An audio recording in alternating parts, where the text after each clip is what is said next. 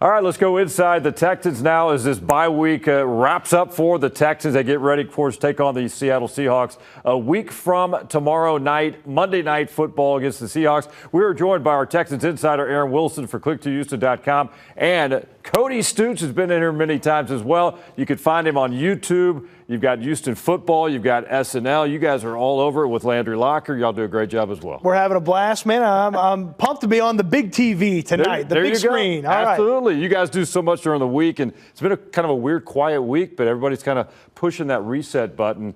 An early bye week for the team. If I'm the Texans, I'm wishing maybe a couple of weeks later and kind of keep this momentum going. What do you guys think? I don't know, man. That late bye week last year for them, I think it really bugged them. It really kind of stuck with them a lot last year. And you think about some of the guys, it might be a little dinged up early on. A healthy Derek Stingley coming out of the bye week would be really important. Yep. Now, you would love to kind of keep the momentum going on offense, but what if you had the momentum out of the bye week? Then you'd really feel like the offense was headed the right direction, right? Absolutely. And the flip side of it, Nick Caley, he's got some things to address from the first 3 weeks. They're still trying to clean up, and I think it can give him a little more time for some innovation, a little creativity, and extra study time for this key stretch coming up. All right, we're 5 games in right now, guys. Expectations going into the season based versus reality, what we're seeing right now.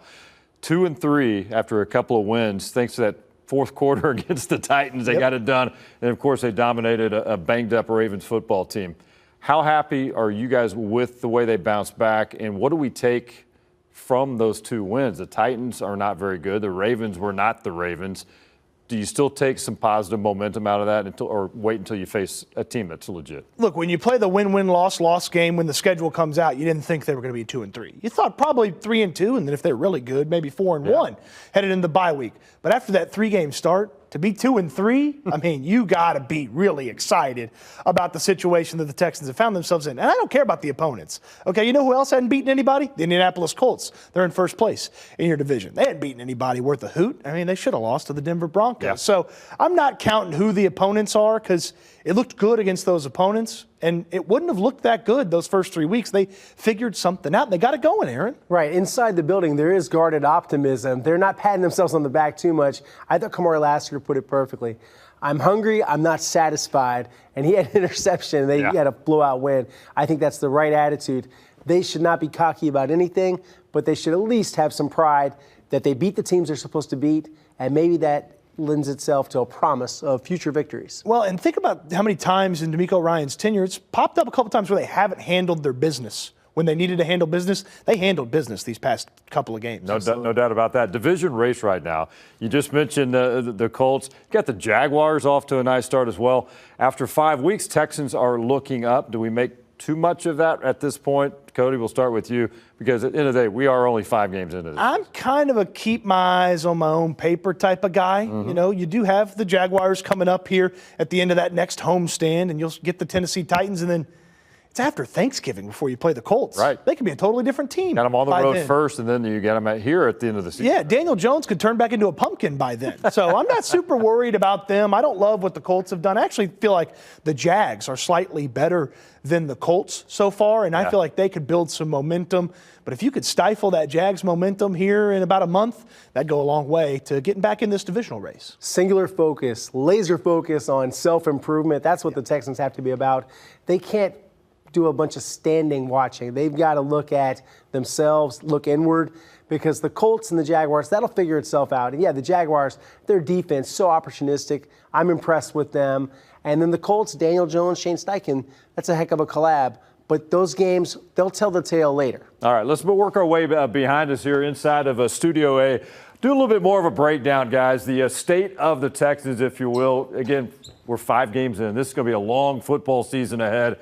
And hopefully the wins will keep piling up for the Texans. But we thought we'd have a little fun, 5 games in, and play some games here, including who perhaps is the team MVP at this point, if you had to pick one right now after 5 games. Here are our 4 selections. Y'all like the selection? We have 4 guys. It's a good crew. It's a good Everybody crew. has done something positive. So, Cody, let's start with you. Out of this group, Who would you go with at this point of the bye week? Look at this big giant smile here from Will Anderson. How can you not love that? He's saying, I am the team's MVP through the first 5 weeks. This is one of the best pass rush win rate guys, according to ESPN. Say that 10 times fast. You can't. It's very hard to say. Quarterback pressure is high. And here's the thing. I kind of feel like, guys, he's left a little bit on the table. He might be even better than what he's already shown. If some of those pressures turn into sacks, you could be talking about a Defensive Player of the Year candidate and an MVP candidate. Great points. All right, Aaron, what do you think? Yeah, well, I'm tempted. You get the 3 interceptions. And like he says, you got the dominant edge setting and pass rushing rate. And where's this offense without this go-to guy? He's working his way down a little bit. I like it. Nothing works without the top spot. QB1, and the way he's played, the AFC Offensive Player of the Week, career high completion percentage, 85%. CJ Stroud, this is the only reason they make the playoffs. Yeah. It all hinges on him. And the word valuable, that's the guy. Since the fourth quarter against the Titans and, of course, against the Ravens, he certainly stood out. All these guys have done stuff that would be worthy of consideration. I think I'm going to go with Cody on this one.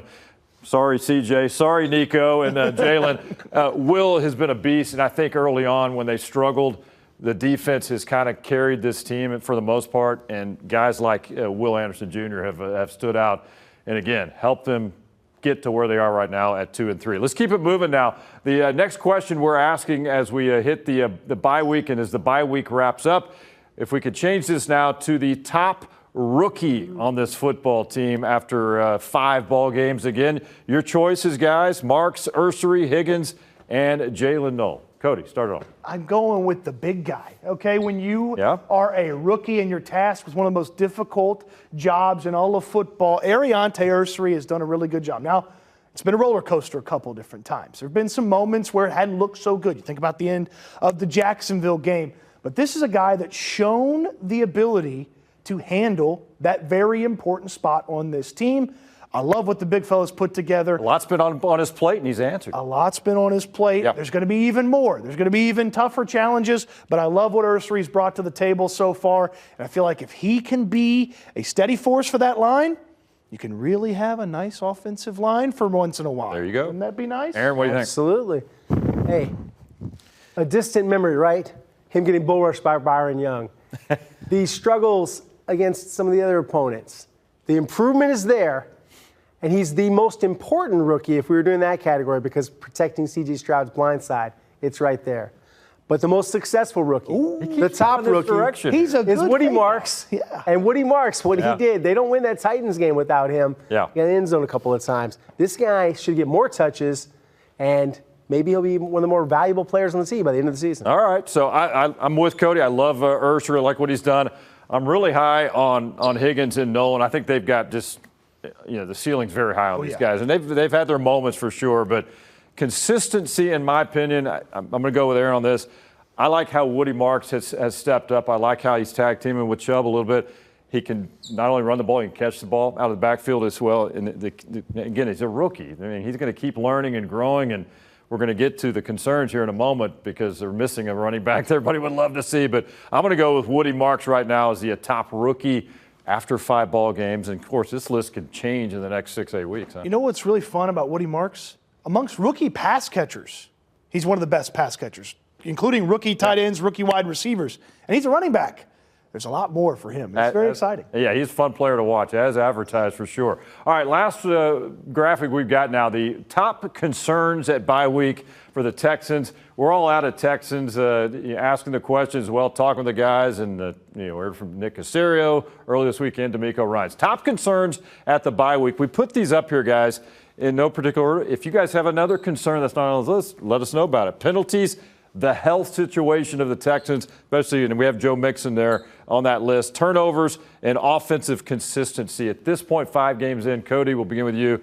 You like one of these on the list, or you have another one? I do like one of these on the list. This offensive consistency, to me, is the big key because I like this defense. I feel confident in telling you this defense is one of the best defenses in all of football. But they've got to score points to win the football games, okay? Yeah, you can't lose a shutout. You can't win if you get shut out. So you've got to be consistent on offense. Got to get C.J. Stroud comfortable. got to get him rolling, use more Woody Marks, as you guys mentioned, and get those rookie wide receivers going with Nico Collins. The consistency's there, the defense is there. All of a sudden, the Texans are where they need to be. So you're going with that one? That's the thing I'm worried about. If they can't get consistent on offense. Step in here. And it's a scoring league and a quarterback league. You got to score to win. And here's my concern. If health doesn't hold up, I don't like the depth of the roster. Okay. No offense, Nick Caserio, but I think they're only a couple injuries away from them being sunk. I'm not counting on Joe Mixon. You might as well take him off this graphic, too. I don't think Joe Mixon's playing any ball anytime soon, if this year at all. Health, though, I just think if they have any injuries, consistency here, defense could have a few hits because they got some depth. Offense, where's the depth? All right. You sold me a little bit, but I'm going with Cody right here. I like offensive consistency. Show us a little bit more because the defense carried this team early. Turnovers were a factor early on. Hopefully it's kind of got that figured out. Getting on the same page offensively, and now based on what we saw against the Baltimore Ravens, this is an offense with a lot of confidence. Yes, I know the Ravens were banged up defensively, but it's all about up here and how they're feeling coming out of Baltimore, I think. I think they're feeling good. They're getting on the same page, I think, with Nick Caley as well moving forward. I think that is number one because I agree with you, Cody, and Aaron said the same thing. The defense is there. I'm very confident in this defense. Look, if they aren't good coming out of the bye week on offense, if they don't build on those two games, then those two games won't matter. But if those two games are just the start of what they can do on offense, those games will matter a lot. They'll be the inflection point. Right. If it's the aberration, if it's just they beat the junior varsity instead of the varsity in the NFL, then cancel any thoughts of the postseason and all the ambitions of the preseason, they don't mean much. All right, wrap it up real quick. You look right now, guys, and we talked about kind of the state of things in the AFC South. And again, we're only 5 games deep here. Big picture with the schedule that's ahead for the Texans. You know, if some of these things take care of it, if they stay healthy, if the offense gets on track and can become consistent, where do you think this team is at the end of the year? I love the way the schedule's setting up for them. You take care of business on Monday Night Football, and then the next thing you know, 3 straight home games, 3 straight noon games at home, then a noon game over there in Tennessee. You could very easily be 500, above 500, and then you have that sprint towards the back end of the season where you get a lot of tough opponents in the back end of the schedule at home. You get Buffalo at home on the short week. That's big advantage for the Texans. So these next 4 or 5 games, really important, and they kind of set the tone for the rest of the season and allow you to kind of sprint to the end here, maybe get back in the AFC South race, and then, hey, the AFC feels wide open, get in the AFC pecking order a little bit. Yeah, get back to 500, then some separation, stack some wins, and I like their chances. Right, it's a defining stretch for the Texans because these are some tough opponents. I would say the Seahawks have a good passing game. You got the Broncos, you got the 49ers. This is not going to be easy. And, guys, I don't think 9 wins will make them a playoff team. It's going to be a race to 10, and where are the 8 more victories? I'm a little concerned. Yeah. I'm, buying into a little bit what I just saw, but I'm cautiously optimistic, not guardedly. And they end the season, at home against the Colts, right? If I remember the schedule right. It could come down to that final week. It could come down to that final game, or maybe the Colts stay hot and it doesn't matter for them and they're handing you a win at the end of the year. Wouldn't that be? That'd be really good. I still am not totally in on the Colts or the Jags yet. Sell your despite their good stock. record. Yeah, exactly. Exactly. Hey, good stuff, guys. Always fun to talk some football. During the bye week, we kind of assess where things stand, and, of course, hopefully big things ahead moving forward the rest of the season. Cody Stoots again at Houston Football and S&L with Landry Locker on YouTube. Aaron, you're on YouTube as well.